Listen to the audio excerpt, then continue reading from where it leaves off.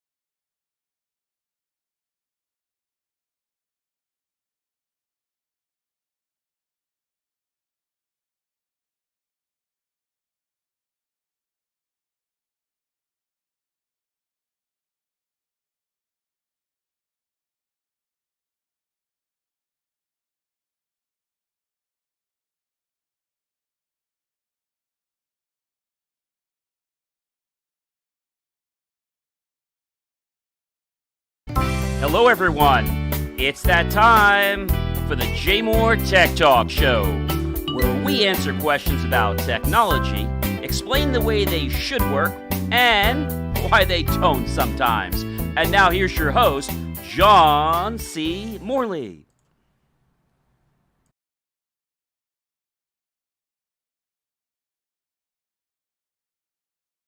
How are you tonight, Marcus? So we got a lot of new things changing around with people being home and I guess wanting to. Usually, people are buying lots of cars and leasing cars, but I've been noticing people are keeping their old cars for a lot longer because of the pandemic. Have you noticed that?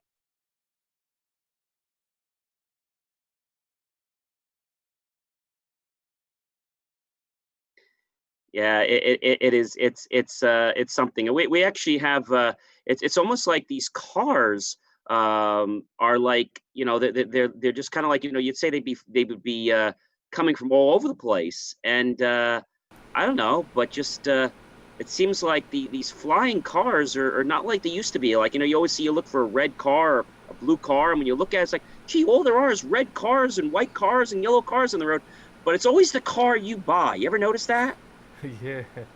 Yeah. We have an interesting segment about that later on in the program. But, something a little more important, I think, than cars for the moment is identity. I'm sure you could probably agree with me, Marcus, right?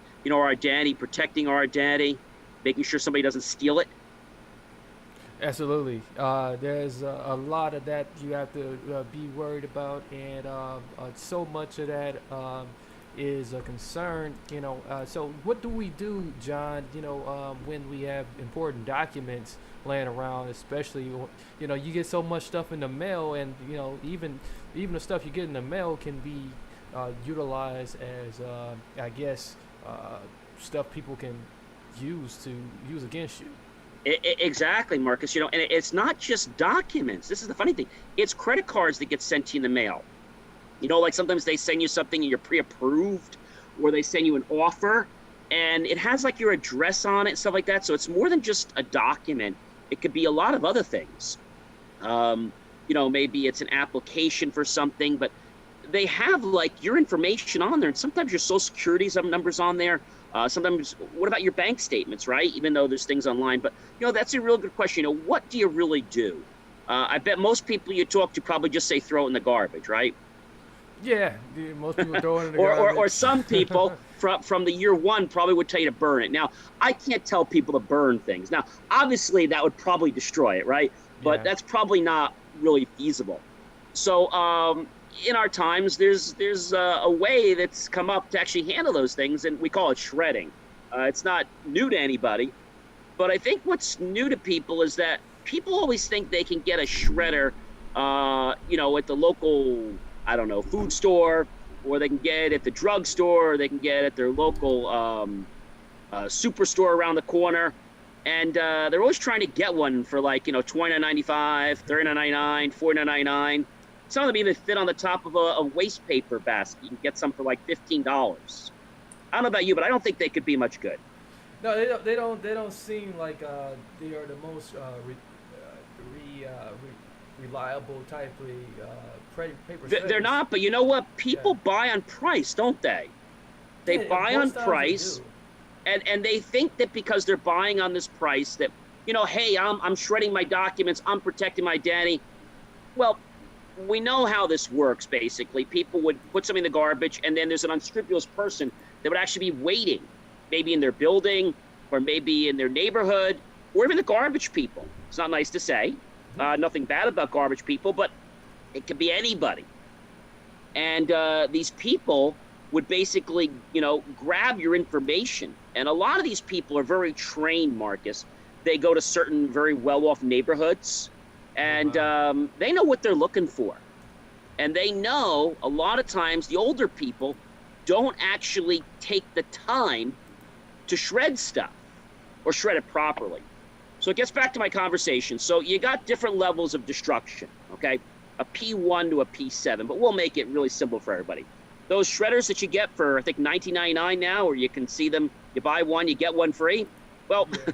they shred strips basically in greater than or equal to 12 millimeters.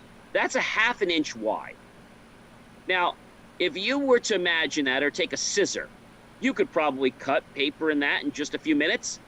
But I bet if somebody really wanted to put that back together, I bet they could, and they could get your confidential information. Absolutely, really, quite easily.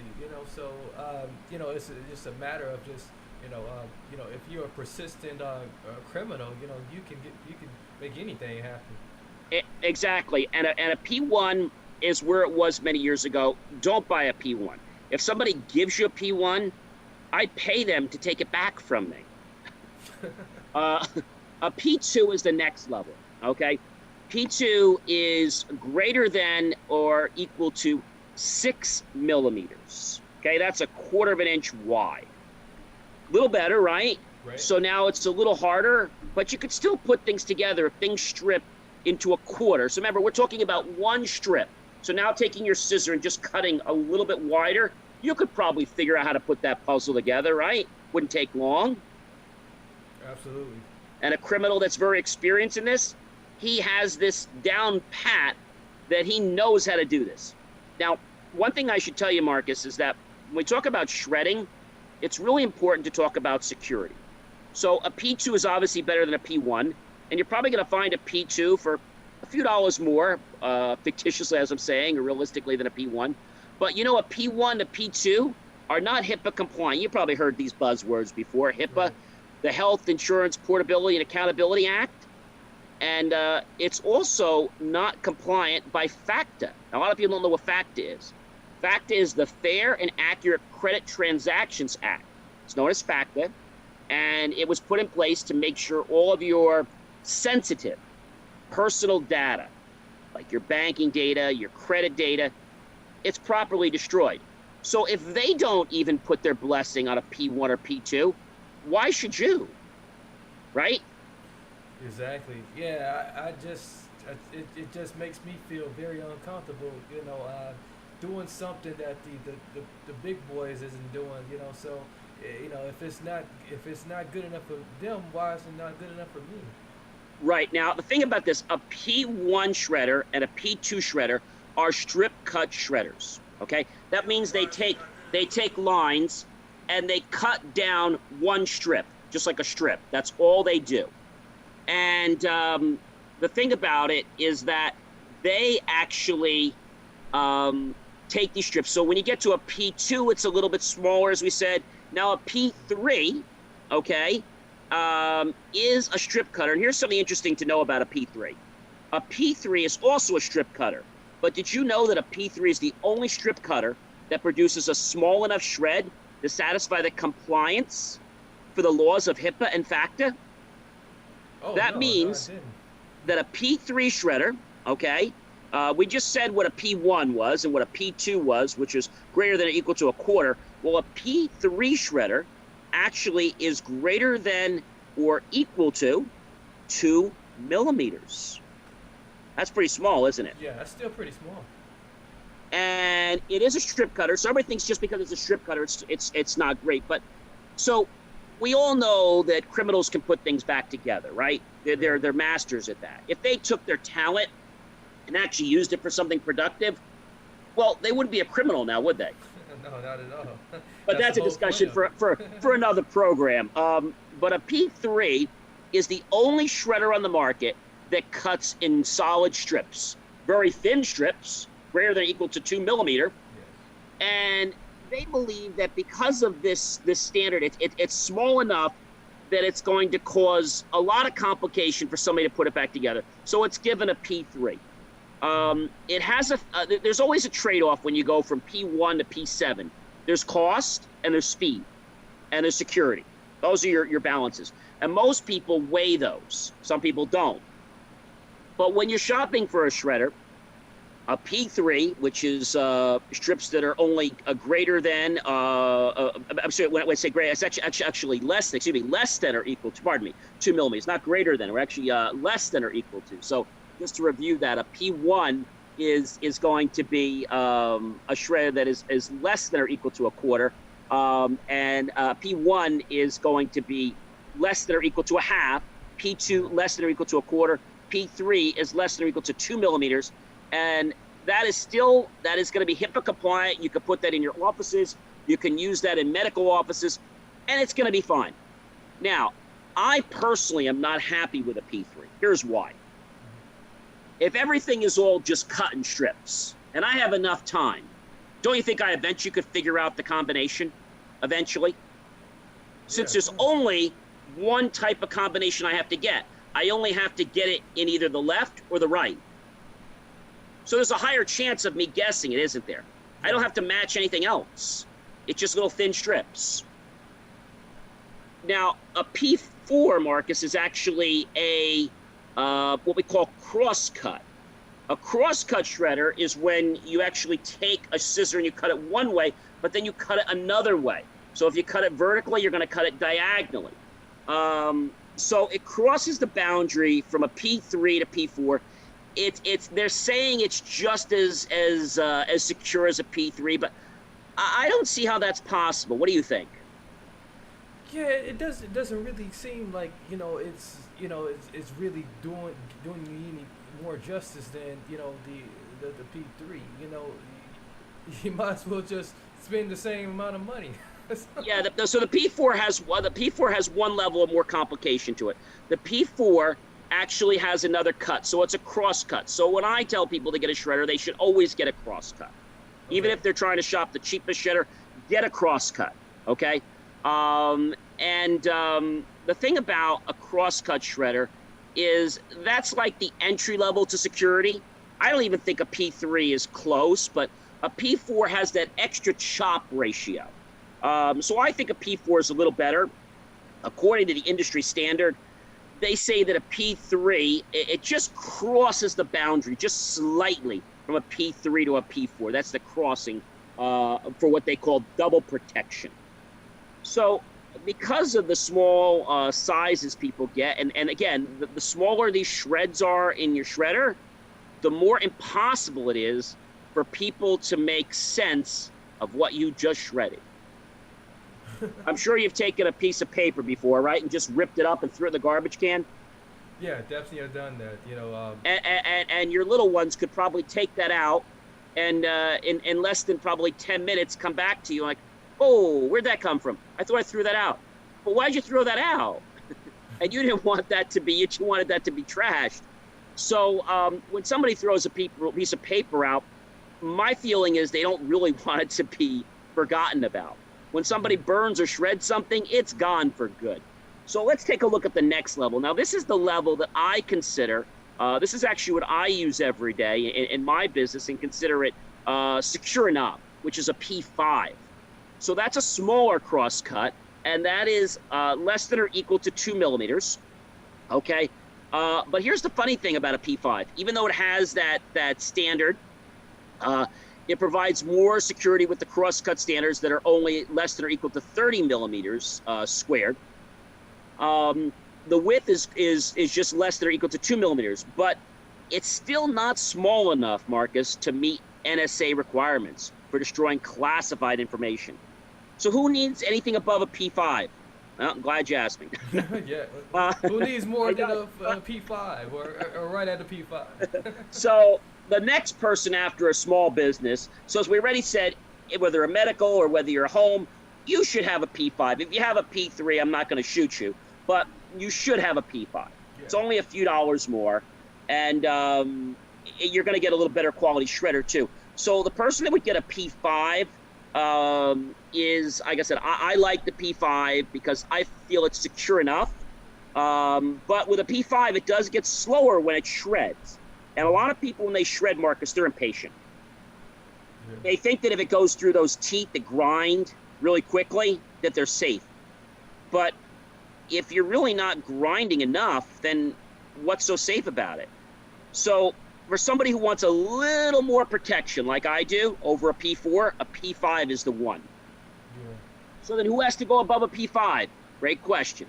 A P6 is for more secure but less common areas. So it's cross-cut, and it's only less than or equal to 10 millimeters squared, with a width of less than or equal to 1 millimeter. But a P5 shredder and a P6, as I said, is still not enough to meet the NSI guidelines. Isn't that something? That's crazy. So cutting it really small with your scissors, small as you could, and then cutting it again, it's still not secure enough. You got to go up to a P7 standard for the pinnacle of protection, and you're going to pay a nice little hefty price, probably somewhere up around $15,000 to $20,000. Wow, is this what we're seeing in the Pentagon? Yes, you're seeing the P7. Our finest taxpayer dollars at work. Wow. So the Pentagon and the government and CIA and the FBA, they all use a P7 because they have what they call a DIN standard. I'm not going to get into that, but this is a level of destruction, and the government has their own. And they even state that you have to use certain shredders for certain things. Like, let's say they're just shredding things in the kitchen. Well, they might have a standard that they could get away with a P5.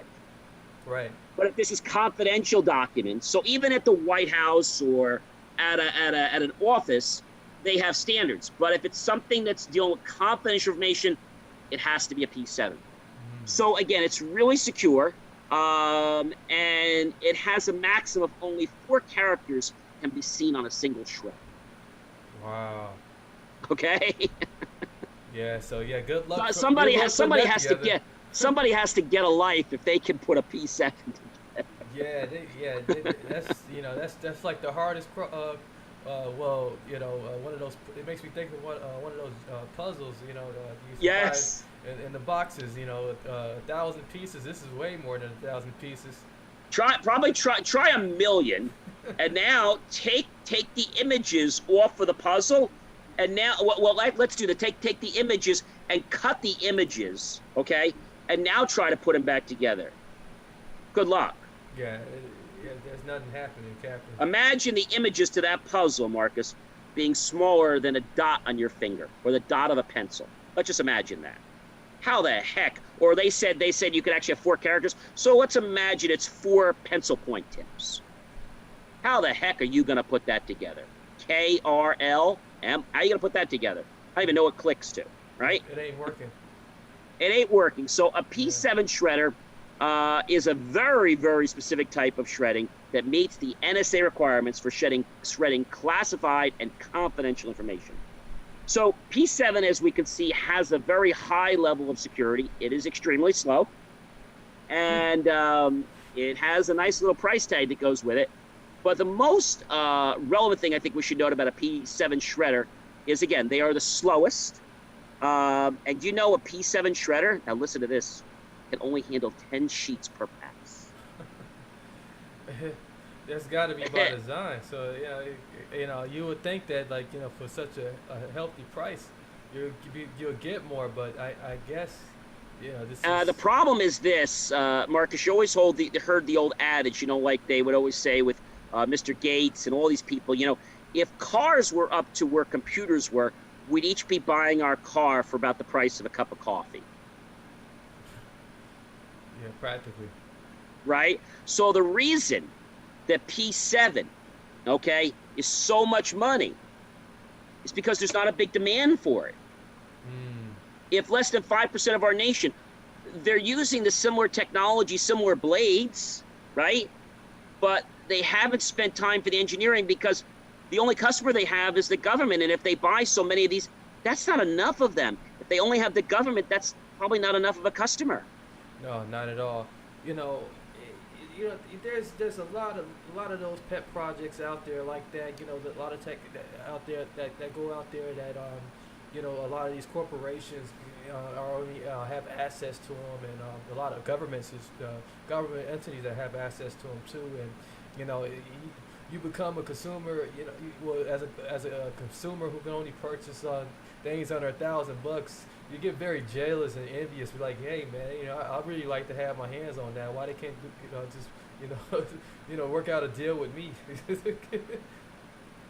So I think this is the challenge. So there are some large companies obviously out there that make them. And when you talk about a P7 shredder, now you could go buy one of these for your home if you want one, just in case anybody was interested. It's only going to cost you about $1,000, okay, Yeah. to have a 7-sheet capacity, okay, shredder for your home that is a P7 technology. Well, that's nice. Well, at least there's Isn't that something nice? else out there. Yeah, I think there's something else I could spend $1,000 on. Yeah. Uh, and when you get up to a little higher, like the ones close to 2 grand, well, guess what they do for you? They don't make breakfast for you, but they do auto oil themselves. Isn't that nice? A shredder that oils itself for you. I mean, I'm Yeah. more than happy. I buy the oil. Now listen to this. I'm not going to mention the company's name because they don't give us any credit here. But the company that made a shredder for a long time, they had a big name. You probably know them. They started with an F, and that's not a bad word, but they started with an F. And the thing is that their shredders were good in the beginning. You know what happened? They got like crap. I remember buying one. It was so great. It was so quiet. And then they started to break down. And then they had jam features. And they just started getting made like junk. And then I started to oil it. But what I learned about these shredders is if you oil them well, they last. Yeah. And the shredders out there that are lasting, two things are happening. One, they're raising the prices on them, or they're becoming discontinued. They want you to buy another shredder. I think we know America's about things that break down, and they want us to have a meantime between failures. So I think you could agree with me that everyone should go out and get a shredder.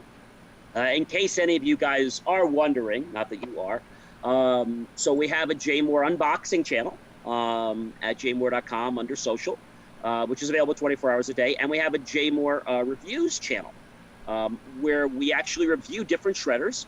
And we actually reviewed actually a P3 technology, and we just reviewed a P5. The only thing about the P5 I have to tell you that I'm not crazy about is when it comes to you, it smells like it's been living in oil. And those blades are razor sharp, but they have a lot more blades on a P5 than they do on a P1 or P2. And that's by design. So they oil the heck out of those things.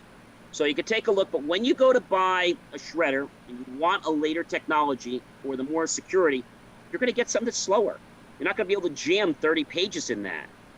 So the thing is, if it's eating your paper too fast, take a look at those papers that come through the bin and see how well they're actually shredded. Or are you just getting fooled because they're going to some bin?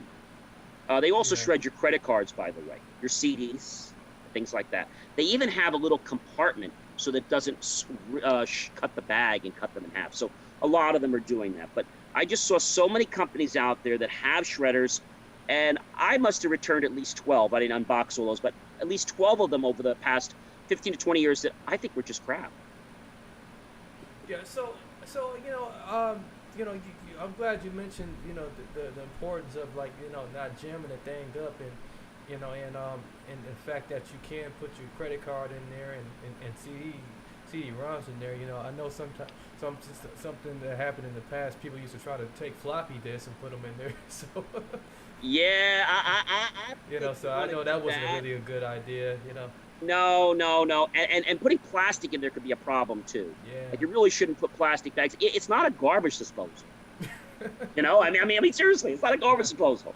But what I tell people, some advice for any shredder, you can get one of those nice things of oil. Make sure the oil you're getting, whoever you're buying, there's a lot of them out there, it's not flammable. Yeah. I know that sounds funny, but you're putting it right near a hot engine. Mm-hmm. So you want to lube that baby up. You want to put it on the paper, put them right in and just slide it in. But you want to be careful that you're using the right oil. And you can check and see that this is approved for shredders. So there isn't one for P1 or P7. It's the same oil. And you put it on a paper, and every time you change the bag, you should load oil on the bottom, load oil on the other side, run it through. Let it get wet and put it right through. I used to buy those bags, that were pre-filled with oil. They're a waste of money. I just make my own. I take a piece of paper, and I just take the big, like mustard or ketchup bottle, I call it, flip it over. You don't buy one of those little bottles for $2.99. Buy the big bottle. Go on one of those. Buy the nice big bottle. Because it's really important, and I think I'm actually gonna it gives me an idea. We also have a recommended page that we put things that people want. I think I'm gonna add the oil on there because where can I get the oil? So I'm definitely gonna add that because if you take care of your shredder, I had a shredder that lasted me over 6 years. Wow. 6 years. Yeah, I got. I can't even remember the last time I had one, and now I feel a little bit embarrassed now. So. Because I just usually just go and borrow somebody's or head over to FedEx. But do you know what they charge when you go to the store? So first, you got the inconvenience, right, to go down there. Mm-hmm. Then they're going to charge you by the pound. Now, you're not actually going to see it being destroyed. You're going to drop it in some locked bin.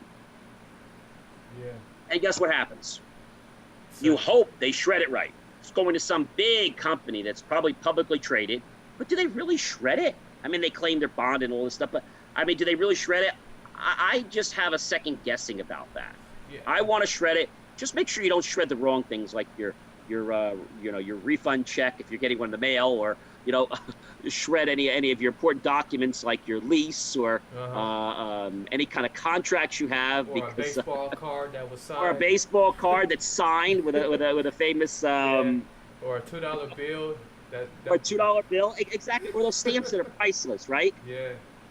So I think, I think this was a really important topic. So this is why we did take the time to review some shredders, and we may review some smaller shredders, but I don't think it's necessary. I think, the shredders out there aren't that many out that are good, and you're gonna spend some money to get a typical P5 shredder. You're gonna pay just around $250 to $299. Now, that's going to do about 5 to 6 pages. Really, it does about 4 to 5. And if you want to get a shredder that does let's say the P3, it's going to cost you about the same amount of money. It's just going to shred less. It's going to shred more pages, so maybe you're going to get 10. So is it really worth it to get double the amount of pages to get less of the security? I don't think so. That's a good job for an intern. Right? Yeah, it turns into an all-day job usually. So that's why you want to hand it off to an intern. You don't want to. That's one of those jobs that you don't want to have a suit and tie on. You want to come there with jeans and just kind of camp out by the shredder. Have your sandwich, have it, whatever you have in your soda or your water. Just what we do. I'm shredding documents. Grab you some coffee while you're at it. So Coffee if you do them. It's an all-nighter thing, right? It is. Man, I got documents that that I definitely need shredded, and I just hold, like you said, I don't throw the stuff away. I just put it. I got a public storage for old documents. I don't keep it in my house. One of the other shows we're going to talk about, not tonight, we're going to talk about what you do with them before you shred the documents. Because you want to keep records on them. We'll talk about that on another show. But just to tell you right now, if you were to take $250, okay, and everybody's got to pay sales tax, so let's just average the sales tax on there. So let's say you're paying, I'll round it up to say it's about $270 roughly. So you take $270 and you divide that by 12 months, okay? That's $2,250. You divide that roughly 20, 22 days a month, roughly. So you're telling me for your price of your protection, you can't afford $1 or $2.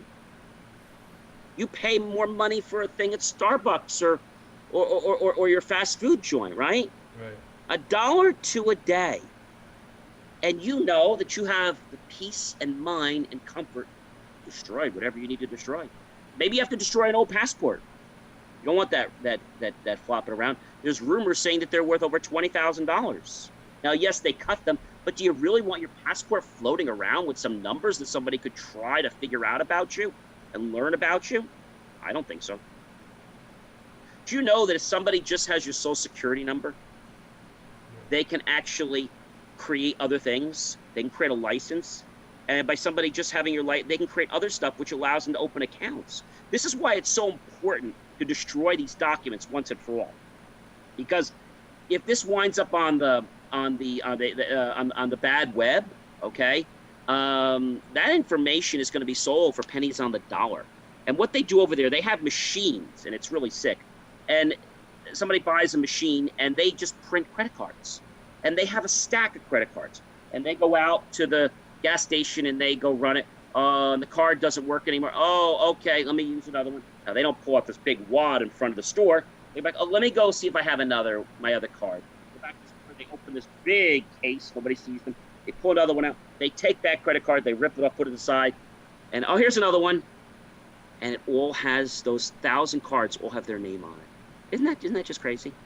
There was a movie about that many years ago. And the thing is, this one lady that did this, she didn't realize what she was doing to the person. She didn't see that person as a person.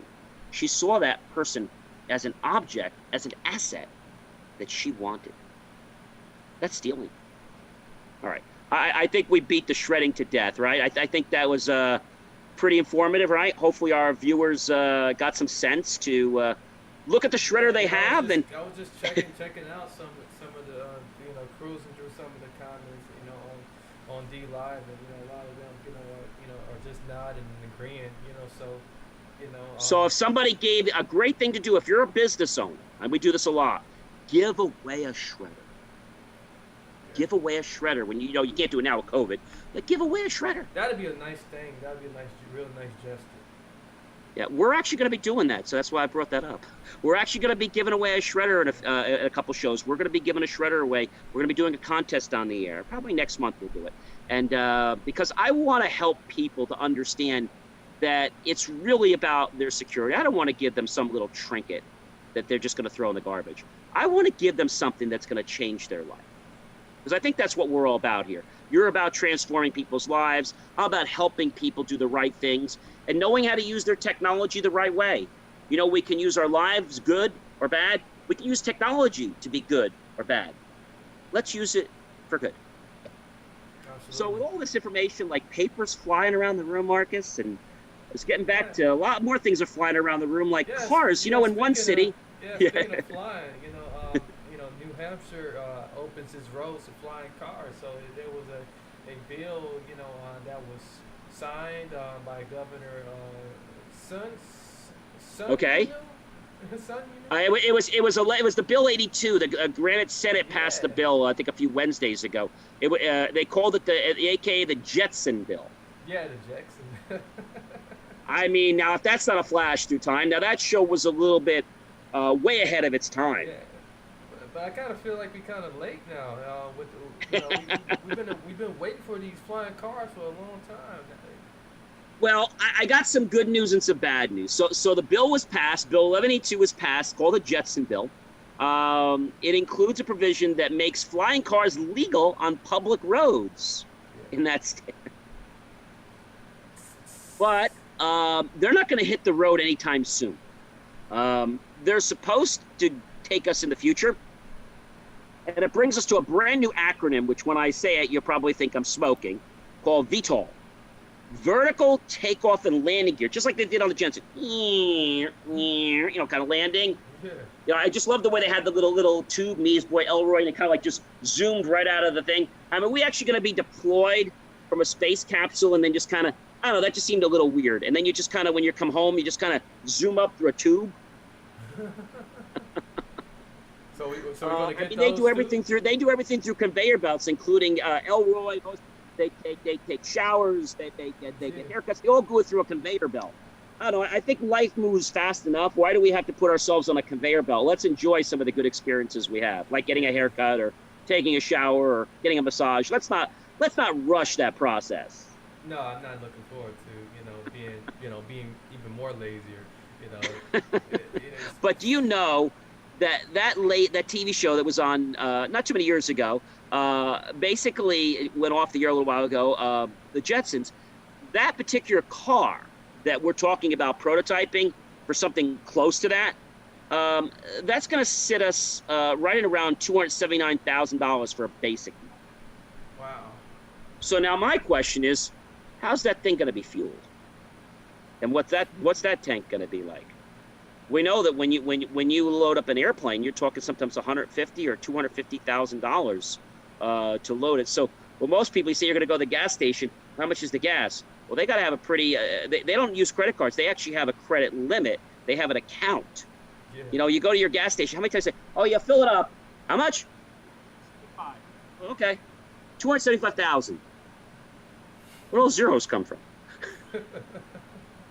So, and then we're going to have to deal with more air traffic control and stuff like that. So, I think it's important to keep a look out for. But again, I just the media likes to bring things up. I don't think anything's going to happen anytime soon. But thinking about the media, what's going on with HBO, Marcus? Yeah, so we got other things happening with HBO Max. They are a newer streaming app. They come with a healthy price tag of $15. That seems pretty typical though. With some of these streaming apps, but they looking to replace their HBO Go, which disappears on Saturday. But the Okay. Max isn't on Roku or Amazon Fire TV yet. So, but I guess that's going to give our rivals something like Disney and Yeah, Disney and Plus, Pixar and stuff like that. Yeah, they're gonna rival Netflix. They got a nice little catalog of hit shows and movies, plus a big budget slate of originals too. Yeah. They got a How, couple how, of- how do you feel about that? How do you think that's going to go over, Marcus? you know, it can get a bit confusing. You already have a slew of different apps already, but I think the population likes options, but what they I don't know what they don't like is like constantly having to keep paying for all these different apps.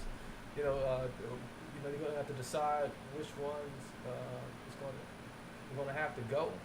So I think that's going to be the biggest challenge here. With HBO coming into an already competitive market. I just didn't have a competitive market for like the cable. I know, like at home, I have Altice, and since the French brought this company over, I don't know. I just seem like my price tag. I negotiated down. It just seems like it just keeps getting higher every year, and I don't seem to order any new services. But my bill keeps going up. Yeah, I don't understand that. Cable will be a thing of the past. As long as these app wars continue to happen. I think. But they're still going to be around because we still need to have high-speed internet, things like that. So, especially for home, I think that's still going to be there. I mean, but I just still think the government needs to step in and regulate the pricing. I think it's just getting out of hand. Yeah, because if people are watching TV more from a Roku or from an Amazon or from other platforms, and they're paying much lower rates. It feels like they are price gouging on the cable end of things, and they shouldn't be able to get away with that. Yeah, I think it's kind of crazy that that this is happening. But all these things, like every so many years you lose a channel, whether it's a Disney channel. I remember several years. Remember we lost the Food Network, Yeah. and it was right when they had what was it, Battling of the Kitchen or something like that with Iron Chef, Yeah. right? And they were doing the battle. I'm like, oh, I want to see that. And this letter we're working on. I was like, so what did they do? Which was great. they allowed it to air on Channel 13. I thought that was just like the smartest thing. I don't know who did that. I'm guessing Iron Chef went to Channel 13 and said, look, we got a lot of viewers, need to put this on the air. I don't know how that happened, but I thought that was great. I think a show like Iron Chef should be on Channel 13. It's public television. Right. You know?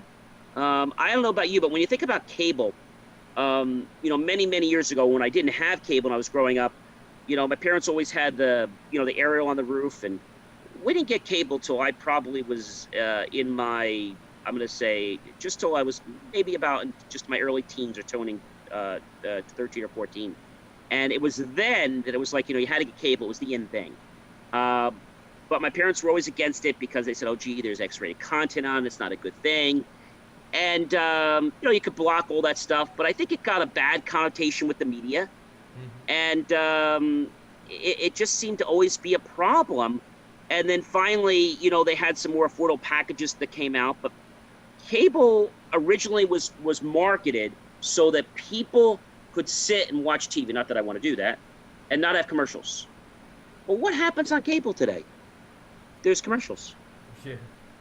How do you get commercials? The whole idea of paying for cable is that I have a commercial-free television network. We're paying money for no commercials. We're getting commercials. I'm missing something there. You get that? Yeah. It's totally, kind of backhanded what they did, over the years, and they totally have programmed people to accept it and take a blind eye to what the original concept was all about. And it's like they don't value the customers anymore. And like you said, they feel like they can drop a network whenever they want to, without considering the fact that like it's a popular network. So like every year they threaten stars. So so I don't know what that's all about, but I know. so it's real strange thing. And then they play this game where, they say, well, gee, I love when they call him and say, gee, well, we got a special, okay, and we're going to give you this, and you're going to get this too free. But then they tell you, oh, for just 14 days, for 30 years, then it'll bill at just $19.99 or $49. But they say that so quick you don't even hear it. And then when you try to cancel the channel, good luck. But I actually had a way that kind of beats this, and it's completely legal. You have your channel, and you're watching, I don't know, whatever channel you want to watch, HBO. But tomorrow I want to watch the Fight Channel. I just call up the automated system, tell them that I want to exchange my channel. And you can exchange your channel as many times as you want. Although you can't exchange it within 5 minutes, like the flip channel. So you have to kind of decide if you want to, sleep with HBO tonight, or if you want to, camp out with the other network. And but it works, because how many channels can you watch at a time, really? It's impossible, so, it doesn't even make sense to, pay the extra. There's so much technology coming to us, and so much media. I think more and more things are coming to us, whether it's, technology we wear, technology we use for our everyday lives. It's really changing. I mean, just the fact now that my washing machine is talking to the wireless network and checking in. Who's it checking in with? It's letting me know it finished its wash, or letting me know the dryer's done. I mean, who would have thought something like that was even gonna happen? I think some of the stuff is good, but I think we've gotten way out of hand. Yeah. With the way we're just communicating and what we're doing, and what's really the purpose to let me know that my wash finished, so I can run down and put it in the dryer. I mean, or I could turn my washing machine on without having to be home. Do I really need that ability? I mean, I love technology, as you know, but does that technology make sense? No. I don't know. It seems like a type of fad gadget. Everybody buys those gadgets that always seem like, the Joneses are doing it, and then you can't return them. And these are gadgets that either, they usually don't break, but you just you put them on the closet in a shelf, and you leave them there. And by the end of the year, you're like, oh my gosh, what did I buy? What's in my closet? I don't use any of this stuff. I need more room in my closet. I need another closet. No, you need to throw some of this stuff out. Exactly. So I think that's the challenge. But I know that as COVID's around right now, I think people are just really, I don't know, they're really looking for a solution. What do you think's going on with that? What do you think people are doing or going through their heads? Yeah, I think you kind of nailed it on the head there. John, you really brought up some really invaluable points here, and you really going in the right direction by saying people are looking for solutions. That's most of the time that's what they really were built for. Products, the products that we use, the technology that we use, they're supposed to solve a problem. Most times people do want their problem solved. Um, Now I think people want to be entertained more than anything because they're bored out their head. They want to be entertained, but one thing I'm Yeah, noticing, a lot of people are networking online and stuff like that, which I think is fantastic. right. But there's only so many hours in the day. And you do need to put time in that's going to do what I call generate revenue. I mean, you can go and play games online, you can go network with people, but is there a value to that? And how do you quantize? I mean, what I've been noticing a lot is there's so many free events out there. Maybe people Mm-hmm. need to stop having free events and maybe charging for some quality events Mm. and attending those. I think the free events, I don't know, they have like no expectation. People register, people don't show. There's no real commitment. I guess it's because they always say, when you commit to a dollar or commit to a price, then you'll attend. Uh, when you don't put your money on the line, then I don't think you're really that vested. Let me see how many hundred events I can sign up for and get on people's rosters. Right. So I think you're right. People are bored out of their mind, but I think people are trying to look for a solution. And I think people are starting to realize that we're going toward a new economy. The new Mm-hmm. economy is called the digital economy. Now, I'm not talking about money that's not real money, that's digital money. I'm talking about money that or just services that are becoming digital, things that are becoming virtual. So the new economy is digital and virtual services. Mm-hmm. And I feel that there is a certain population of our world that doesn't want to embrace this. And some of these people are not even that old, and they just don't want to. They don't want to deal with it. They're playing the blame game. I think the situation is everybody's responsible. I mean, no one's at fault for it, unless you're giving somebody the virus. But I mean, I think people have to, be responsible and understand that what they're doing is not just to protect themselves, but to protect the betterment of the communities that they're part of. And I just seeing a lot of this, me first, me first. The other day I was out going to buy a thing of paper towels at the local store, and I always buy the jumbo packs, which you can't always get all the time now with COVID, but they're getting better. And the one lady almost knocked me down again. I'm like, here, you could take the last roll. You could take the last package. I'm good. It's like Right. they don't think before they act. Do you know what I'm saying? Yeah. It just sort of happens now. People just really very impulsive. They just reactatory. In everything they do. So I can see where They're you're getting going they're with getting that. better, Marcus. They're getting better. I mean, I won't say they're going to knock you over, for the touchdown. Before, if I was like close to the touchdown line, I better run because I'm going to get tackled. If I've got the gold in my hand or the paper towel in my hand, I'll just give it to you. You don't have to tackle me. Like, I'll play touch. Yeah. So I think that's the thing. People are starting to realize. I think the real thing though is getting people back to work, right? Yeah. Trying to embrace that whole thing of going back to work and what people are doing. But I do feel in some regards, I think we're moving too fast. Yeah. Yeah. I think it's all relative to a certain extent. It depends on what you're doing. But time is speeding ahead. You know, look where we are right now. So we are really going until August. So and this thing has with Corona has lasted longer than what most people didn't think. Would have It lasted. morphed into its own entity, Yeah, its own it's becoming its own separate world. yeah, so it's a separate world. It's a lifestyle now. So and it's a force upon lifestyle. And uh, and one way or the other, you have to adapt around it.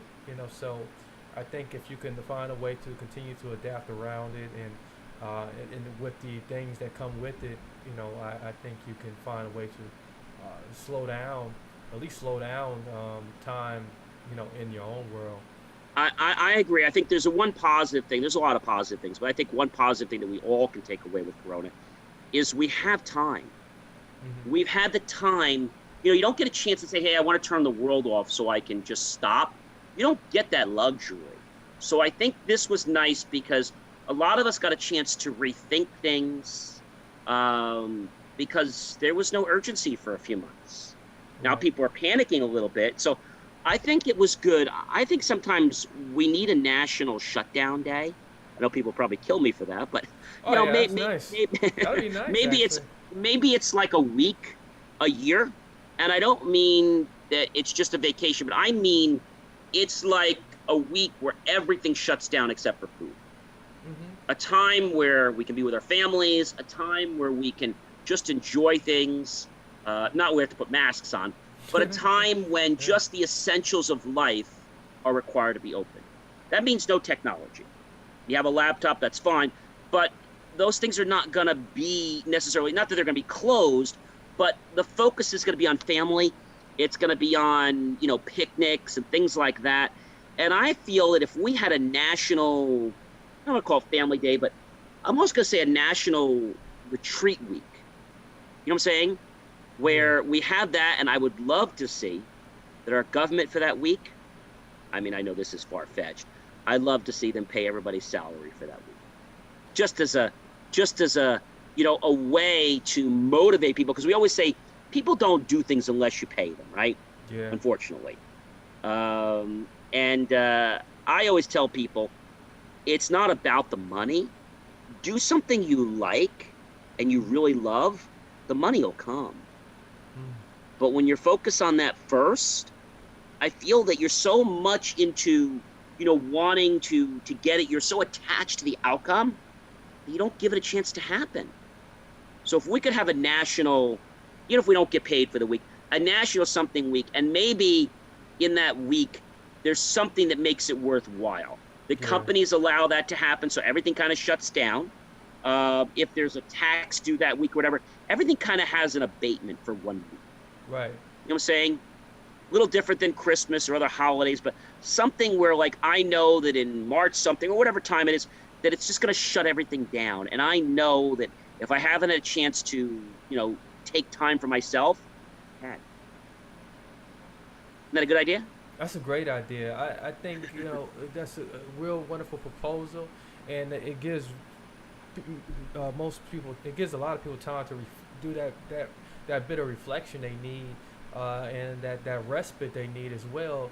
A lot of times people don't take that at all. It's like you said, we so ramped up all the time, and and what when we first went into quarantine, and had to stay at home orders, that was the first time everybody had that respite. So if we had that annually, that's good. That's a great proposal, John.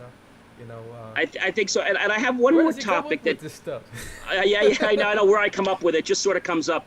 I have one more thing that's kind of been kind of bugging me is, YouTube. You heard what YouTube's doing, right? Yeah, this is terrible. And especially since I know so many people in the disability in this community that's been affected. So, yeah, YouTube. Tell us what YouTube is doing. You know, you can read off I the don't know. I don't headline. know why they're doing it, Marcus. I don't know a lot of times why they do things. Yeah, They make channels hard to find until you publish so many videos. They make oh yeah, they things take away hard. views. They take away views. Oh man. They do lots of stuff. I mean, you do a lot of YouTube. You do a lot of great stuff, and you carry our content. We appreciate it, but I just don't understand why things happen. You know what I'm Yeah. saying? We always try to meet YouTube's guidelines and do everything, right to the nines and follow all the rules. And I just wish I knew why some decisions were made. That's all. If I knew why those decisions were made, it would just help me. And with this thing, especially with the American Disabilities Act, it's not only going to go against there's a bill actually, it's law in some places where your website has to be ADA compliant. But the fact that they're doing this, I just don't get why they're doing it. Is they say it's a feature issue, but Usually it's not a feature issue. It's usually money, or it's some kind of a resource issue. I Right. can't see how this is causing a big problem. Like, why? I would just like to know what led up to this. Like, hey, community, this is what we've been doing. We're working on it. We're thinking about discontinuing this feature. What is your feedback? Did you ever Mm. notice they don't do that? No, they don't. They don't ask before they implement things. They just go ahead and rally forward with it. As though it's, you know, as though like, hey, again, let's go back to what I was saying earlier about like, hey, some of these companies don't value the people who shop with them. So yeah, people are consuming. Loyalty, I think, is going to become really important during this time because, you know, it's about that extra mile that people are going. I think it's about the education we're doing, a lot of other people are doing, and trying to put people on the right track so they don't fall into a pit or a hole that's going to be hard for them to dig themselves out of. And I look at it like this, Marcus. If the show helps one person, protect their identity, or helps them save money, I think we've done our good karma for the world. And I love spending time with on the show and all of our wonderful viewers here today, whether you're watching us live or you're watching us on a replay. We're very grateful for that. We do the show because of you, and I'm very passionate to be here. And it's just something so great when I know that I'm going to be on air with you guys and gals. And just knowing that when I'm going to do an unboxing or do a review, I really try to give you all the feedback I can, as if it was something I'm purchasing. And obviously, people take my professional opinion, but sometimes, you don't get that chance unless you have a friend or a cousin or a nephew or family member in the business. It always seems like somebody's out for another reason. And here at the JMOR Tech Talk Show, we've been doing this for a very long time.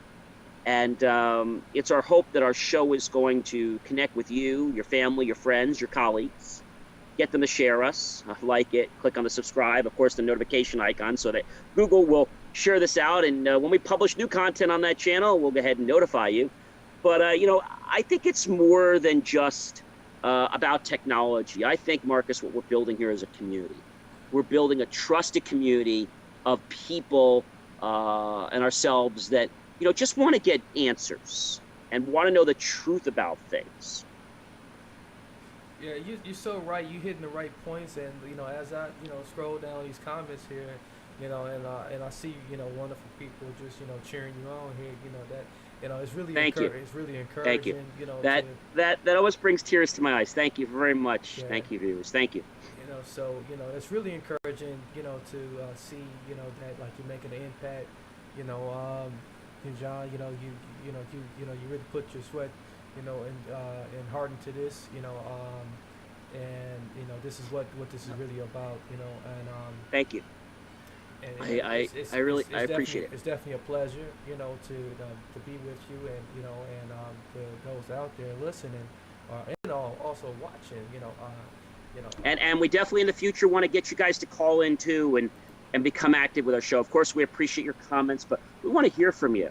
And if you want a topic for a show, you can go to the transform.us/JMOR page, or you can go to jmor.com, click on contact us, and tell us what show idea you have.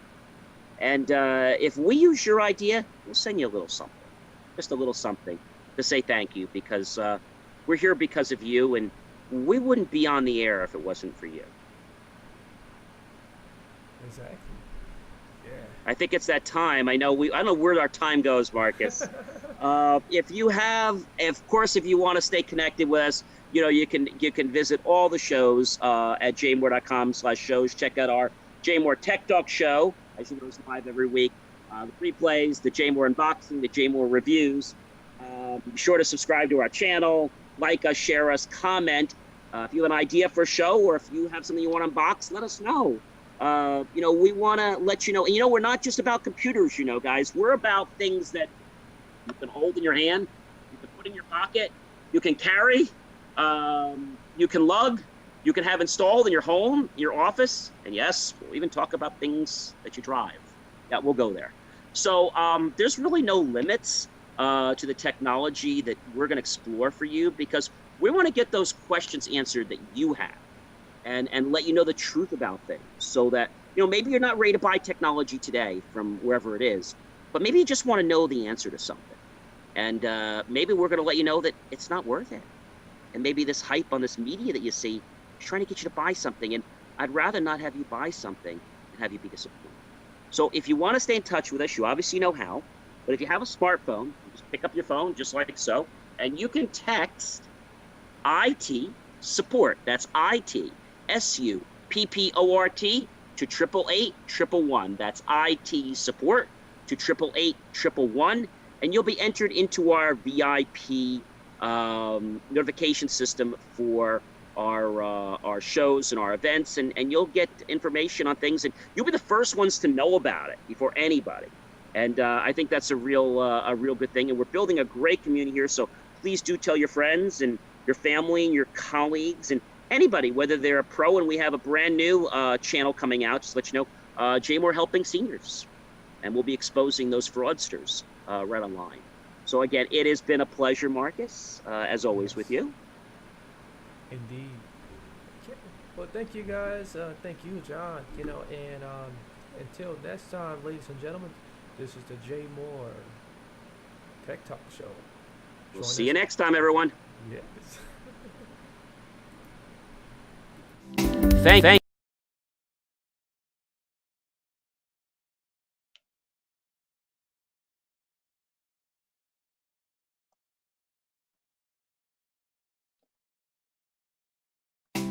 Thank you for tuning in to the JMOR Weekly Technology Show, where we answer your questions about how technology is supposed to work, and sometimes why you have challenges getting it to work that way.